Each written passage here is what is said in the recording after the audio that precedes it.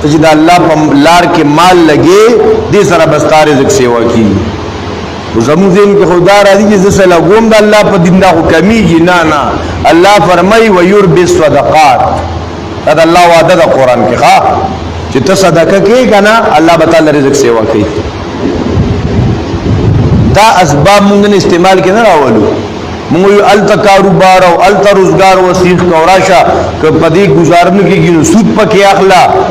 نه محترم د الله وعده دا يمحق الله الربا ويربي الصدقات.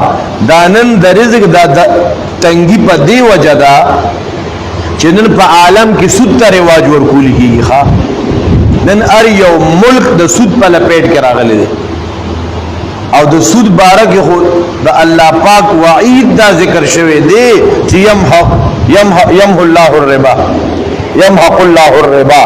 الله د سود د مال غ برکت وباسي، برکت ختمي. د سود سره د مال برکت ختمي.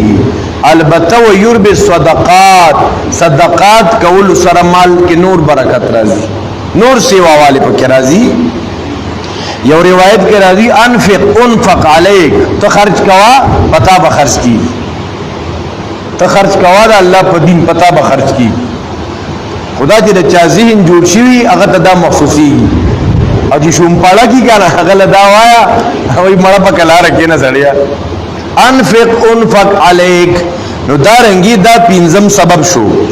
شپږم سبب صله رحمی. ټول د رزق د پراخه اسباب دي. صله رحمی معنا خپل ولی پالل.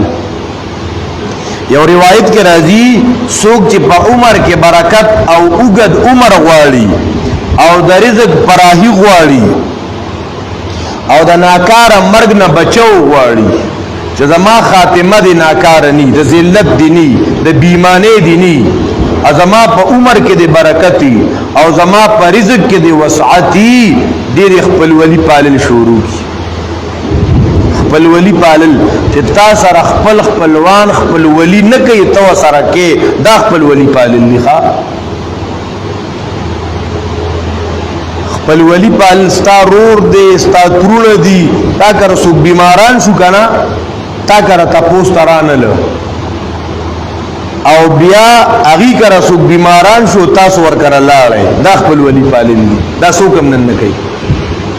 موږ له پښتون نه ښکارم شو نو کدی ځکه په کتوې پښتو دا پښتو جاهلیت دی، دا پښتو د اسلام اپوزیټ دی ځکه کدی دا پښتو وای.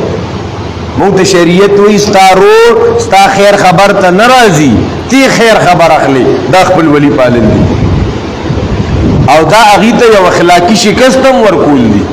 اته په تجربه وګاره دا ډېر زنانه برته وي چې داسې